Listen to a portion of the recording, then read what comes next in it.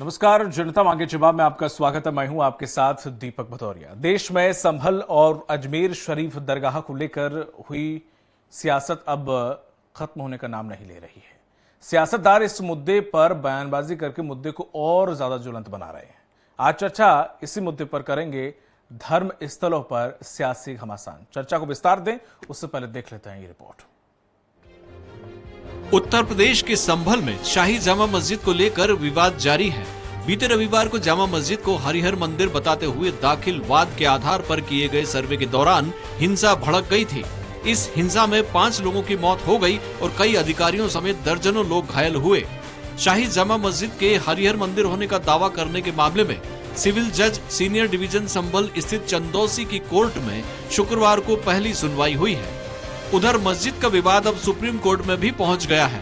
शुक्रवार को संभल मामले पर सुनवाई करते हुए सुप्रीम कोर्ट ने निर्देश दिया है कि हाई कोर्ट के आदेश तक ट्रायल कोर्ट कोई कार्रवाई न करे।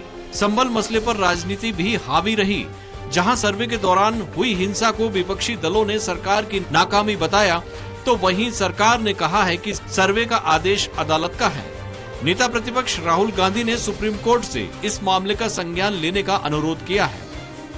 वहीं अब ख्वाजा साहब की दरगाह में संकट मोचन मंदिर का मुद्दा गरमाने लगा है। दरगाह से जुड़े पक्षों की प्रतिक्रिया के बाद विभिन्न पार्टियों के नेताओं के इस ज्वलंत मुद्दे पर बयान सामने आए। सपा से राज्यसभा सांसद रामगोपाल यादव ने कहा कि देश में ऐसे छोटे छोटे जज बैठे हैं जो इस देश में आग लगवाना चाहते हैं। कोई मतलब नहीं है।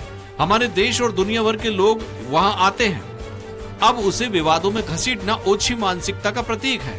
बयान पर केंद्रीय कपड़ा मंत्री गिरिराज सिंह ने पलटवार करते हुए कहा, उनकी पार्टी का डीएनए ही ऐसा है। एमआईएम के प्रमुख असदुद्दीन ओवैसी ने भी सवाल खड़ा किया है कि कोर्ट ने केंद्र सरकार यानी अल्पसंख्यक मामलात मंत्रालय और आर्कियोलॉजिकल सर्वे ऑफ इंडिया को पार्टी बनाया है। जिस दरगाह पर पीएम नरेंद्र मोदी खुद चादर भेजते रहे हैं, वे खुद बताएंगे कि ये दरगाह नहीं मंदिर है। बहरहाल संभल और अजमेर दरगाह का मामला इन दिनों सियासत का केंद्र बना हुआ है। सभी दलों के द्वारा बयानबाजी कर सियासी रोटियां सेकी जा रही हैं, तो पूरा मामला कोर्ट के पाले में है। ऐसे में देखने लायक बात ये होगी कि कोर्ट की सुनवाई के दौरान क्या निकलकर सामने आता है और दलों की बयानबाजी पर कैसे ब्रेक लगता है। Special desk, Swaraj express. तो धर्म स्थलों पर सियासी घमासान मचा हुआ है और इसी मुद्दे पर चर्चा करने के लिए खास पैनलिस्ट हमारे साथ जुड़े हुए हैं। प्रदीप बैस जी हैं, बीजेपी नेता हैं, आपका बहुत बहुत स्वागत है दिल्ली से। और अभिनव बरोलिया जी हैं, प्रदेश कांग्रेस प्रवक्ता, आपका बहुत बहुत स्वागत है। साथ ही साथ आफाक अंसारी भी जी हैं, मुस्लिम स्कॉलर हैं। आफाक जी, आपका बहुत बहुत स्वागत है। और शिवपुरी से हैं तनुज दीक्षित हैं, राजनीतिक विश्लेषक हैं दिल्ली से, आपका भी बहुत बहुत स्वागत है। आप चारों लोगों का बहुत बहुत स्वागत है स्वराज एक्सप्रेस में। प्रदीप जी, जिस तरह से कुछ हिंदूवादी संगठन और साथ ही साथ कुछ धर्मावलंबियों के द्वारा, कुछ धर्म गुरुओं के द्वारा लगातार ये कहा जाता है कि अयोध्या काशी अब मथुरा की बारी है, तो ये जो चल रहा है घटनाक्रम, क्या एक सोची समझी कहानी है या पटकथा लिखी जा चुकी है? क्या कहानी है? जिस तरह से चाहे विपक्ष हो चाहे और पार्टी के नेता हो, लगातार आप पे आरोप लगा रहे हैं कि सब कुछ करा धराया बीजेपी का है और बीजेपी कर रही है। हालांकि आप बात इसमें करेंगे बीजेपी ने ऑर्डर नहीं, कोर्ट ने ऑर्डर दिए और कोर्ट के संरक्षण में सब कुछ हो रहा है। आप ये पहले से बोल दे रहा हूं कि आप यही बोलेंगे, लेकिन फिर भी ऐसे आरोप क्यों लग रहे हैं बीजेपी पर? दीपक जी, मुझे उम्मीद है कि आप इस समय जरूर सक्रिय होंगे, या आप पढ़ाई कर रहे होंगे या आप व्यवसाय में आ गए होंगे। मुझे नहीं पता, आपके साथ मैं पहली बार आज चर्चा कर रहा हूँ। कोई बात नहीं सर। तो आपने उसको बड़ी सूक्ष्मता से निरीक्षित जरूर किया होगा कि हुआ क्या है बीते 10, 12, 15 वर्षों में। जिस प्रकार से सूचना का विपणन में जो क्रांतिकारी परिवर्तन आए हैं, उसके साथ जिन लोगों ने कोप अप करना सीख लिया, भारतीय मतदाता, भारतीय जनमानस उनको स्वीकार कर लिया। जो लोग सेंसरशिप में भरोसा करते थे बहुत पहले से ही, 1991 में एक कानून बनाया गया था। उस समय शासन जो था वो कांग्रेस के नेतृत्व की सरकार थी केंद्र में, और पीवी नरसिम्हा राव जी प्रधानमंत्री थे, बिल्कुल सही। मनमोहन सिंह जी वित्त मंत्री थे। और 91 से लेके करीबन 96-97 तक वो सरकार चली। बीच में 2 सरकारें आई थी। उस समय समाचारों में लिखा जाता था कि अब तो गठबंधन की ही सरकारें बनेंगी। इंदु कुमार गुजराल जी और देवेगौड़ा जी प्रधानमंत्री रहे। उसके बाद फिर 1998 में अटल जी की 13 दिन की और फिर उसके बाद 6 वर्षों की सरकारें चली। अगर आप उसको देखेंगे, और उसके बाद कांग्रेस के नेतृत्व में 2 बार लगातार 10 वर्षों तक सरकारें चली इस देश में। बीच में शुरू हुआ 2001 के बाद से तकनीकी का योगदान समाज में शुरू हुआ कि किस प्रकार से समाचारों का विपणन बहुत तेजी से शुरू हो गया। बहुत सारी चीजें जो सेंसरशिप में पड़ी हुई थी आज वो बाहर निकली हुई है। तो अगर इन बातों, इन जो तथ्य मैंने रखे हैं, अगर आप इनके आलोक में अगर विचार करते हैं तो आप बताइए कि कौन सी बात ऐसी थी जो कि अब छुपी रह गई है और 55 वर्षों तक कांग्रेस ने शासन किया इस देश में। उसके बाद की जो समसामयिक स्थिति बनी, समाज में जो परिवर्तन आए, उसके बाद की जो घटनाएं आगे बढ़ती गई। वर्तमान स्थिति ये है कि विपक्ष के पास कोई ऐसा मुद्दा नहीं है जिससे वो जनता को कन्विंस करे। निश्चित तौर पे हमारे यहाँ 1968 या 62 तक, मुझे करेक्ट करिए अगर मैं गलत हूँ, तो राज्यों चुनाव और केंद्र के चुनाव एक साथ होते थे। शायद हम में से बहुत से लोग पैदा भी नहीं होंगे, लेकिन नेहरू जी का विजन था कि सारे चुनाव एक साथ चलेंगे। तो बहुत सा, उस समय हालांकि जनसंख्या कम थी, हम एक मिश्रित अर्थव्यवस्था थे, अभी भी मिश्रित अर्थव्यवस्था है, और लेकिन उनका विजन शायद इतना बढ़िया था कि अगर दोनों चुनाव एक साथ होंगे तो कोई प्रॉब्लम नहीं होगी, मशीनरी की बचत होगी, चुनाव में खर्चे की बचत होगी और एक सिस्टम बढ़िया चलता रहेगा। ठीक है। 2014 मई 2014 के बाद से जिस प्रकार से परिस्थितियां बदली, एक सबसे बुनियादी पार्टी हमारे देश की, पहली बार में क्या उनके नंबर आए, 2014 में उनके कितने सदस्य थे, फिर 2019 में उनके कितने सदस्य हैं और 2024 में उनके कितने सदस्य हैं।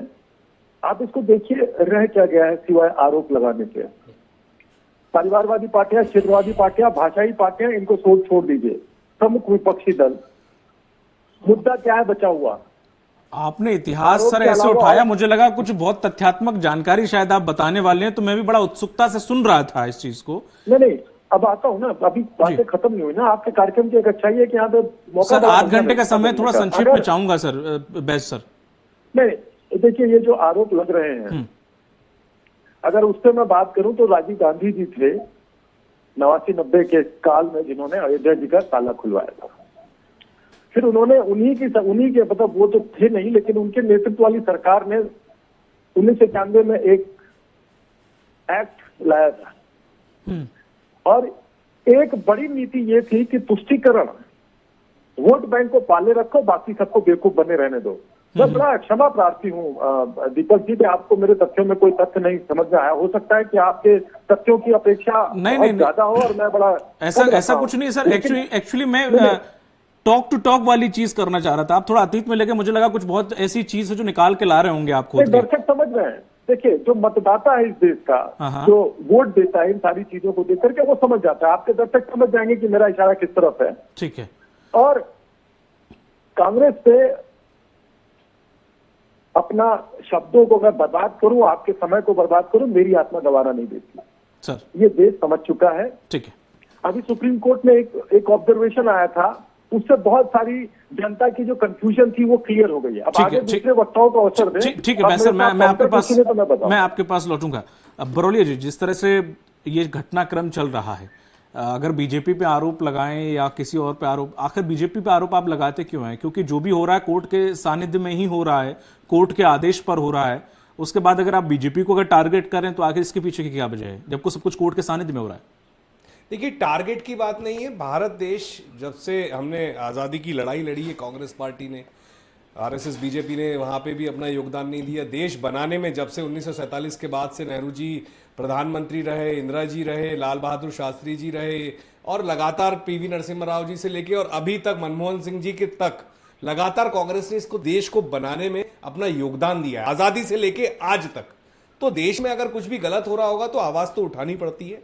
और मैं इतना कहना चाहूंगा कि प्रदीप जी यहाँ बैठे हैं, तथ्य मुझे भी समझ में नहीं आ रहे थे कि क्या कहना चाह रहे हैं और क्या बोलना चाह रहे हैं। मैं अपनी बात इतना कहना चाहूंगा कि देश में बात होनी चाहिए रोजगार की, महंगाई कम करने की, भ्रष्टाचार खत्म करने की। देश की जनता ने, आप ये कह रहे थे कि कांग्रेस का क्या हाल है, कांग्रेस बहुत अच्छे से काम कर रही है अपना, और कांग्रेस लगातार इन मुद्दों को उठा भी रही है। ये देश में आप मंदिर मस्जिद में उलझाने की जो कोशिश कर रहे हैं उसको भी जनता ने लोकसभा में समझ लिया था, तभी आप 240 पे रुक गए, नहीं तो 400 पार 400 पार 400 पार जो चिल्लाते थे आज वो दबे हुए हैं। हाँ, महाराष्ट्र को लेके आप अभी बोलेंगे कि देखिए वहां भी देख लीजिए आप स्थिति, वहां भी देख लीजिए आप स्थिति की 6 दिन हो चुके हैं, वहां पे आपका कुछ भी नहीं हो रहा है। तो स्थिति परिस्थितियां रहती हैं, जनता आपके साथ है तो हमारे साथ भी है जनता इस देश में। हम जो चाहते हैं शायद वो नहीं हो रहा होगा कि हम मांग करते हैं कि बेरोजगारी दूर की जाए, मंदिर मस्जिद की बात ना की जाए, तो आपको वो पसंद नहीं आती क्योंकि आपका फेवरेट टॉपिक मंदिर मस्जिद रहता है।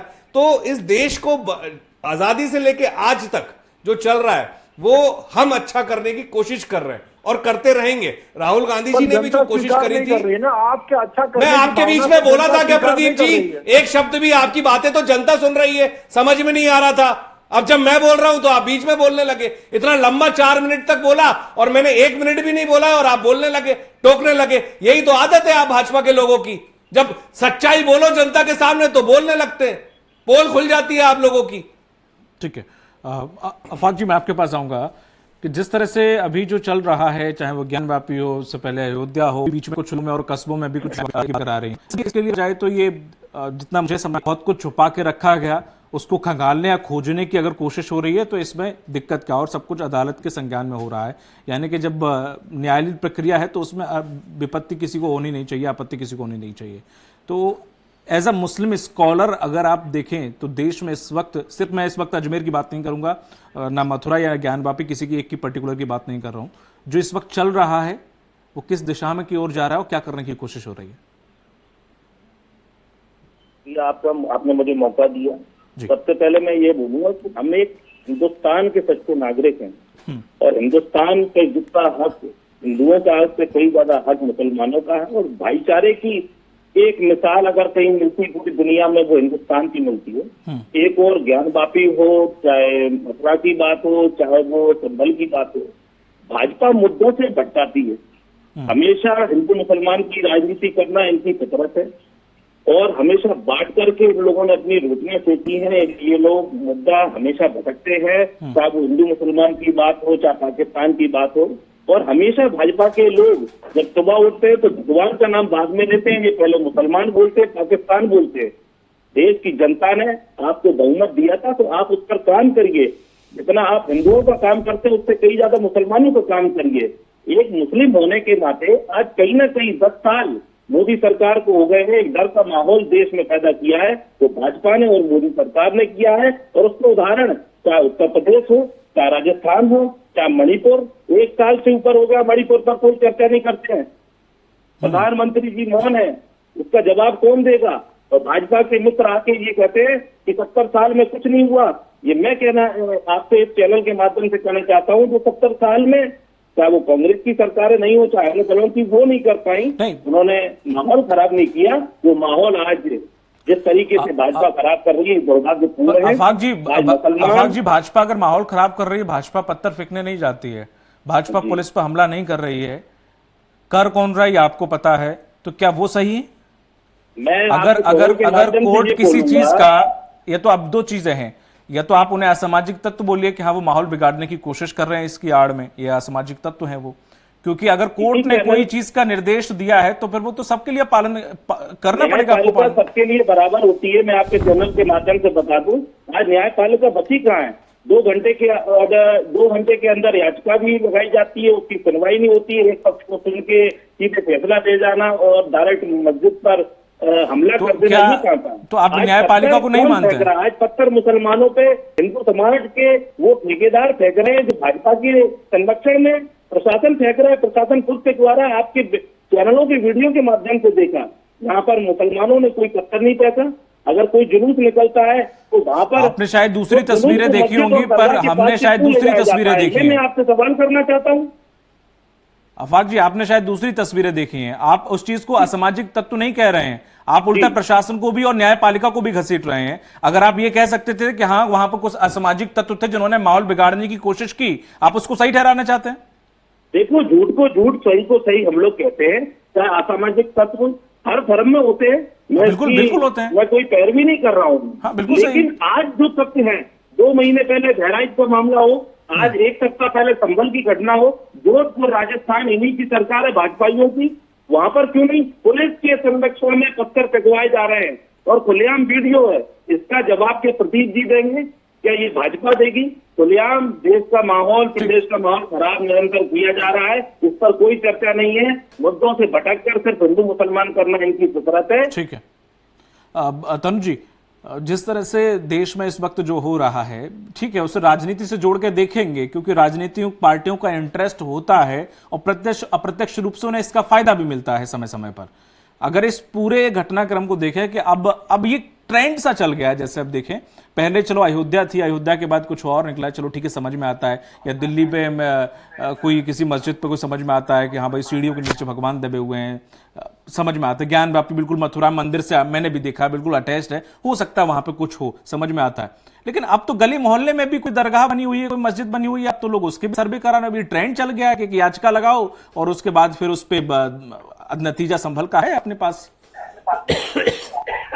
दीपक जी, इस देश में कानून है, the places of worship act 1991, अगर आप सुनते भी आ रहे हो काफी समय से। बिल्कुल पढ़ा सर जी। उसकी जो सेक्शन 4 है वो इस तरह की याचिकाओं को लगाने से रोकता है। हाँ बिल्कुल। उस कानून को अयोध्या के मामले के बाद में, बाबरी मस्जिद के बाद में ही उसको फॉर्म किया गया था कानून को, ताकि देश में और कहीं भी इस तरीके के मामले ना हो आगे।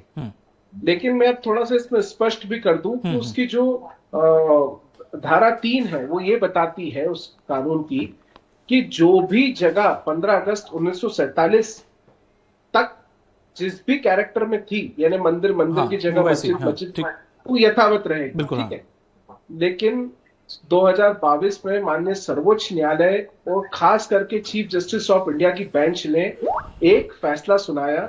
उस फैसले के अंदर उन्होंने ये कहा कि ऐसा the places of worship act 1991 का उल्लंघन नहीं होगा अगर किसी भी मंदिर, मस्जिद या कोई भी ऐसी जगहों का अगर सर्वे या अध्ययन या रिसर्च करने की परमिशन दी जाती है तो। उसके बाद में हमने देखा कि देश में ज्ञान वापी के सर्वे का मामला उठा।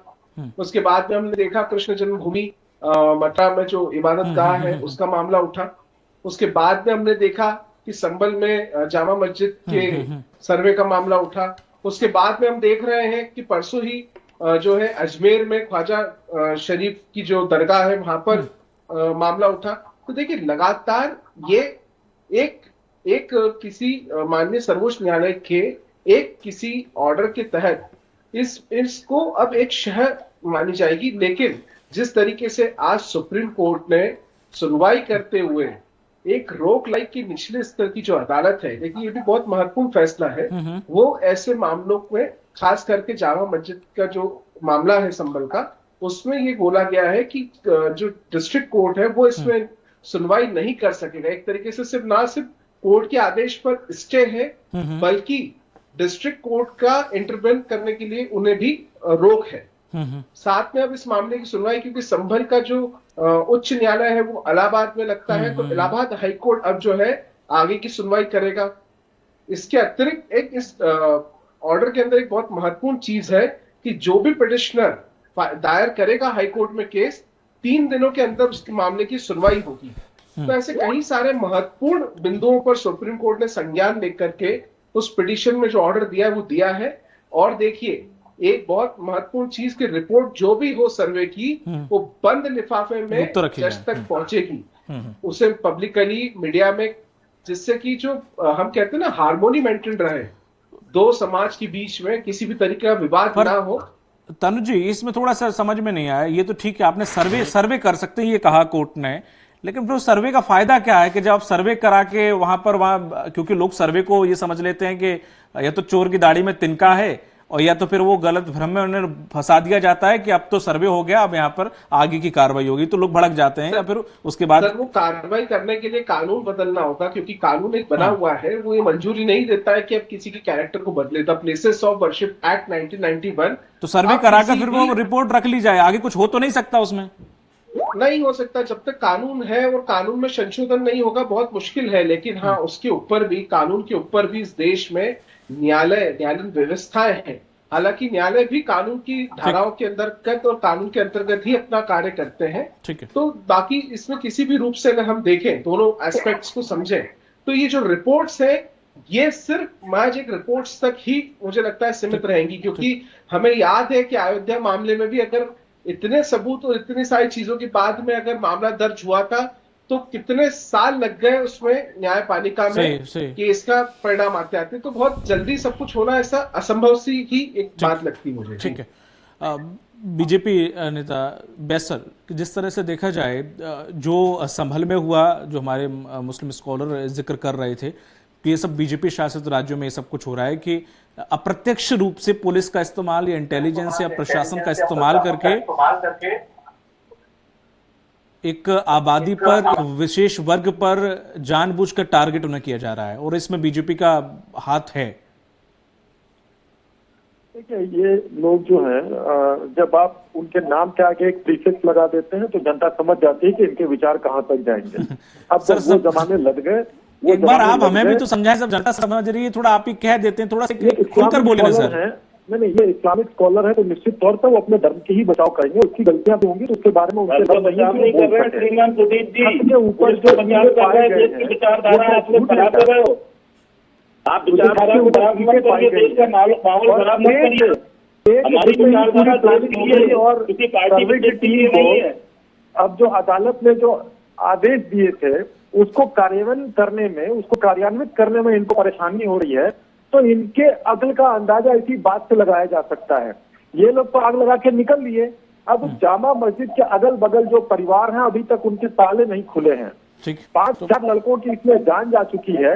ये तो आराम से बैठे हैं, परेशान तो वो हो रहे हैं ना, ये आरोप लगा के आराम से बैठे हैं। इसीलिए मैं कहता हूँ कि इनके आरोपों पे अब कानून अपना काम करेगा। इनके आरोपों पे बहुत ज्यादा ध्यान देने की आवश्यकता नहीं है। ठीक, वो जो परिवार वहां से विस्थापन करके चले गए हैं।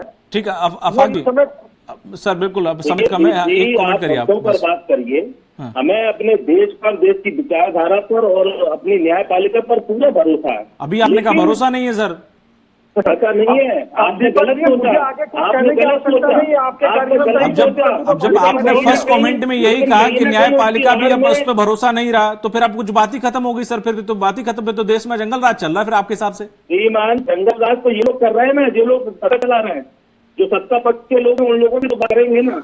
मैं आपका प्रशासन पे सवाल उठाता अच्छा सुना, मैंने आपको न्यायपालिका को कटघरे में खड़ा करता हुआ सुना, बीजेपी को कटघरे में। एक बार आपने ये नहीं कहा कि जो पत्थर फेंक रहे वो भी गलत है। पत्थर फेंकने वाले हिंदू मुसलमान दोनों हैं। मैं कब मना कर रहा हूँ? अगर संभल पे हमला किया तो मस्जिद पे हमला मुसलमान ने नहीं किया, इन्होंने किया या जिन्होंने करवाया वो साफ वीडियो पर दिख रहा है। मैं सिर्फ ये कहना चाहता हूँ कि ये लोग सिर्फ बांटने की राजनीति क्यों करते हैं? मुसलमानों का योगदान भी इस देश को आगे बढ़ाने में, आजाद कराने में रहा है, और कहीं ना कहीं ये चुनावी मुद्दा मुस्लिमों को ही देश का बंटवारा कराने में भी हाथ रहा है। देश का बंटवारा नहीं, देश का धर्म के आधार पर बंटवारा कराने में भी रहा है। RSS और भाजपा की जिन्होंने अंग्रेजों की गुलामी की, अंग्रेजों की गुलामी करने वाले हम लोगों के लोग हैं। हम लोगों ने देश को आजाद कराया है। आज देश तो बटा चल रहा है, मजबूती के साथ के साथ चल रहा है, और देश में जितना योगदान अन्य धर्मों का भी है, हिंदू मुस्लिम सिख ईसाई, हमारी एकता का जिस तरह से हमारे स्कॉलर जिक्र कर रहे हैं जिस चीज का, क्या आप उसे सही ठहराते हैं? प्रदीप जी, बीच में ना बोलिए, मैं आपको बता रहा हूँ, देश का माहौल खराब करने में, आप लोगों की राजनीति है। अंसारी जी, आप बोलने योग्य ही नहीं है। आपको तो मेरी तो बात चाहिए। प्रदीप जी, संयम बरतिए, आपकी सत्ता है, आपको सुनना पड़ेगा।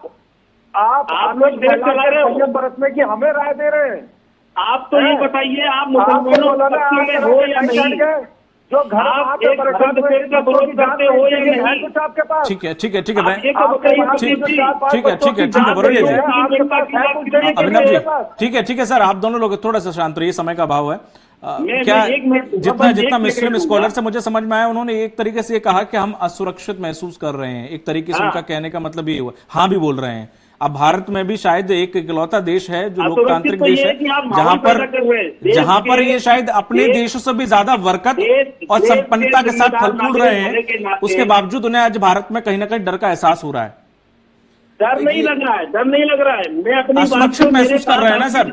आपकी आवाज दोहरा रही है, इसलिए मेरी आवाज पे आप लोग गलत महसूस कर रहे हैं। आपने असुरक्षित पे हाँ किया था, तो असुरक्षित शब्द बोल दूं सर? असुरक्षित हम नहीं है, असुरक्षित कोई नहीं है। आपके साथ अन्याय हो रहा है ये बोल दूं? प्रत्येक नागरिक संविधान के हिसाब से चलता है श्रीमान, ना कोई डरता है। लेकिन मैं क्या शब्द यूज करूं, आप बता दो, मैं वही शब्द इस्तेमाल करके बोलूं। भाजपा जिस तरीके से भय और डर का माहौल बना रही है, ठीक है, क्यों ये हिंदू मुसलमान करते हैं, मुझे ये बताइए। क्यों ये मस्जिदों पर आते हैं, ये बात करिए। ये मुद्दों की राजनीति क्यों नहीं करते? ठीक है, आप महंगाई की बात करिए, आप बेरोजगारी की बात करिए। आफाक जी प्लीज। अभिनव जी देखिए, ऐसा है, आफाक जी जो बोल रहे हैं ये उनके अपने जज्बात हैं। कोई क्रिश्चियन भाई होता तो वो भी अपने जज्बात बोलता, कोई सिख होता तो वो भी अपने जज्बात बोलता, कोई हमारे एससी वर्ग से होता वो भी अपने जज्बात बोलता, एसटी होता वो भी बताता कि मेरे ऊपर पेशाब कर दी। तो ये विविधताओं का देश है, कई समाज हैं, कई पंथ हैं। मतलब एक ऐसे देश में हम रहते हैं जहां सभी धर्मों को हमें सम्मान देना चाहिए। हमें किसी को ये नहीं सोचना चाहिए कि ये गलत है, ये मुसलमान है तो गलत है, ये क्रिश्चियन है तो गलत है, ये सिख है तो गलत है। ये सब करना छोड़ दे भाजपा, क्योंकि इसके बहुत दुर्गामी परिणाम हमें भोगने पड़ेंगे। जो एक उदाहरण है, ये इतनी बुरी स्थिति में ला चुके हैं कि लॉ एंड ऑर्डर पूरे तरीके से ध्वस्त हो चुका। बेचारे पुलिस वालों पर थोड़ी सी रहम करेगी, वो किस तरीके से मैनेज करते हैं। आप तो अपनी राजनीति करके चले जाते हो, बयानबाजी करके चले जाते हो, जो भी करना होता है कर देते हो। ये मोदी जी भी तो अजमेर दरगाह शरीफ जाते हैं, चादर भिजवाते हैं वहां पर, तो वो तो कभी नहीं बोलते हैं ये सब सारी चीजें।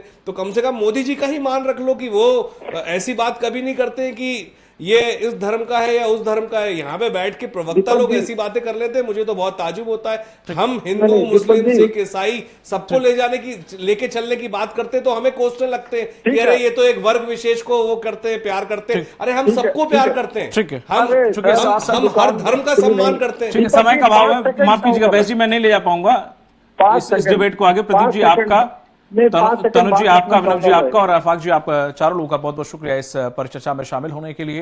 तो जिस तरह से धर्मस्थलों को लेकर देश में एक सियासत का दौर चल रहा है, राजनीतिक उठापटक चल रही है, संभल की घटना से एक सबक लिया न्यायालय ने भी और शायद प्रशासन ने भी कि इन मामलों पर बड़ा संजीदा से पेश आना चाहिए। अब देखने वाली बात होगी अजमेर वाला जो मुद्दा आखिर वो कहां तक जाता है और देश में इस प्रकार से न जाने कितनी जो बनी हुई हैं, चाहे वो दरगाह हो चाहे वो मस्जिद हो, उन पर क्या कुछ कार्रवाई होती है। हालांकि कुछ मामले पहले से ही न्यायालय में विचाराधीन है। मुझे दीजिए इजाजत, नमस्कार।